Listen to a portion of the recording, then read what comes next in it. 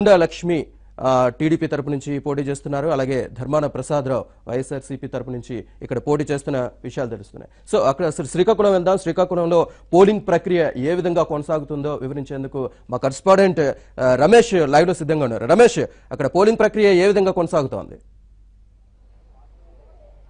శ్రీనివాస్, శ్రీకాకుళం జిల్లాలో కాస్త మందకొడిగానే పోలింగ్ సాగుతుందని చెప్పుకోవాలి. ఎందుకంటే ఉదయం 5:30 గంటలకు మాక్ పోలింగ్ ప్రారంభమైంది. మాక్ పోలింగ్ ప్రారంభ సమయంలోనే శ్రీకాకుళం జిల్లాలోని దాదాపుగా 2-3 నియోజకవర్గాల్లో మాక్ పోలింగ్ లోనే ఈవీఎంలు మొరాయించినటువంటి పరిస్థితి కనిపించింది.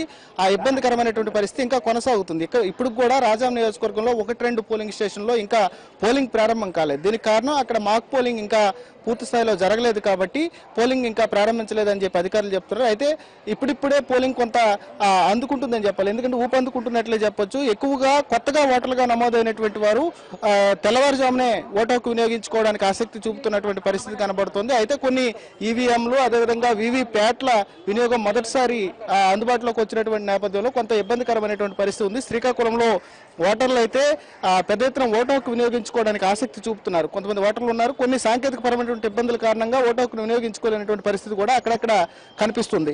సార్ చెప్పండి, మీకు ఏమైనా ఇబ్బంది ఉందా? ఇక్కడ బూత్ నెంబర్ 191 తెల్లారి 6:30కి వచ్చాం. మేము వేరంగా వచ్చి పనులు చేసుకోవచ్చు అని చెప్పి ఓటు వేసుకెళ్దామని.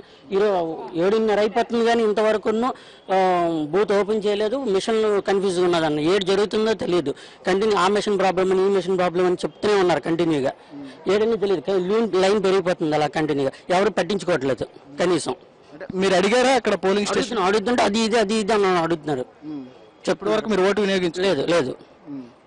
ఇది మొత్తానికి కొన్ని సాంకేతికపరమైనటువంటి ఇబ్బందుల కారణంగా ఓటు హక్కును వినియోగించుకోలేనటువంటి పరిస్థితి కనబడుతుంది. కానీ వృద్ధులు అదేవిధంగా కొత్తగా ఓటర్లుగా నమోదైన వారు అయితే తెల్లవారుజామున ఉచితం ఓటు హక్కును వినియోగించుకుంటున్నటువంటి పరిస్థితి కనబడుతుంది. మనం ఇక్కడ కూడా కొంతమంది ఓటర్లు ఉన్నారు, మాట్లాడించే ప్రయత్నం చేద్దాం. సార్, ఓటు హక్కు వినియోగించుకున్నారా? ఓటు హక్కు వినియోగించుకున్నాం. ముందు కార్డు చూపించి నెంబర్ ఎక్కడని అడిగితే అక్కడ కూర్చున్న వాళ్ళు లేదు నెంబరు రిఫ్యూజ్ చేస్తారు. ఓటర్ కార్డు నాకు పూర్వం నుంచి ఉంది. నా వయసు 74 సంవత్సరాలు. పూర్వం నుంచి ఓటేస్తున్నాను. లేదు, రిఫ్యూజ్డ్ నలుగురును అక్కడ ఎంప్లాయర్స్. ఆఖరికి మాజీ కౌన్సిలర్ తీసి ఓటు వినియోగించుకున్నాం. మీరు చెప్పండి మీ ప్రాబ్లం. పోలింగ్ 7 గంటలని చెప్పారు. 7:40 అవుతుంది సార్. ఇంతవరకు స్టార్ట్ అవ్వలేదు. ఎంతసేపు అక్కడ వెయిట్ చేయాలి సార్? అంటే మరి ఇప్పుడు ఇంతవరకు టైం వేస్ట్ అయిపోయినట్టున్నా. మరి ఇప్పుడు మరి సాయంత్రం 5 అయిపోతే క్లోజ్ చేస్తూ ఉంటారు. అప్పుడు ఏ పరిస్థితి అంటే ఇదేనా పరిస్థితి? ఇది మా అంతా చేసాం అన్నారు. ఏదీ లేదు ఇక్కడ. ఇదే మొత్తానికైతే శ్రీకాకుళం మున్సిపల్ హై స్కూల్ ఉండేటటువంటి పరిస్థితి.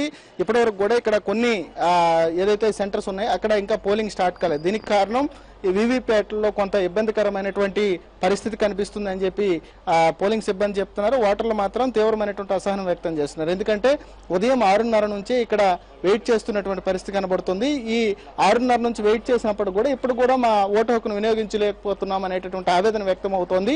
టోటల్గా జిల్లా వ్యాప్తంగా కూడా ఇదే రకమైనటువంటి పరిస్థితి సమస్యలు ఉత్పన్నమవుతున్నాయి. ఎందుకంటే కొత్తగా ఈ ఏడాది కొన్ని ఎన్నికల సంఘం సంబంధించిన కొత్త నిబంధనలు అమల్లోకి వచ్చినటువంటి నేపథ్యంలో సిబ్బందికి కూడా పూర్తి స్థాయిలో ట్రైనింగ్ ఇవ్వలేనటువంటి పరిస్థితి. ఎందుకంటే ఎన్నికల కమిషన్ పూర్తి స్థాయిలో సిబ్బందికి అవగాహన ఉంది అని చెప్తున్నప్పుడు కూడా స్పష్టంగా పోలింగ్ కేంద్రాల్లో సిబ్బంది యొక్క అవగాహన రాహిత్యం కనబడుతుందని చెప్పుకోవాలి.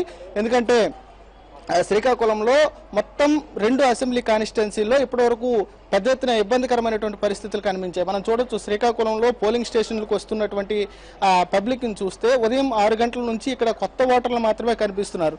పాత ఓటర్లు ఎవరు కూడా కనిపించడం లేదు. ఎందుకంటే ఇక్కడ ఉండేటటువంటి స్థానిక సంస్థలు కానీ లేకపోతే తర్వాత ఓటు వేసుకుందాం అనేటటువంటి భావన కానీ మనం చూడొచ్చు. ప్రధానంగా ఇక్కడ రాజకీయ పార్టీలు పెద్ద ఎత్తున ప్రచారం చేసే దాంతోపాటుగా ఎన్నికల సంఘానికి సంబంధించినటువంటి అధికారులు కూడా విస్తృతంగా ప్రజల్లో చైతన్య కార్యక్రమాలు నిర్వహించారు.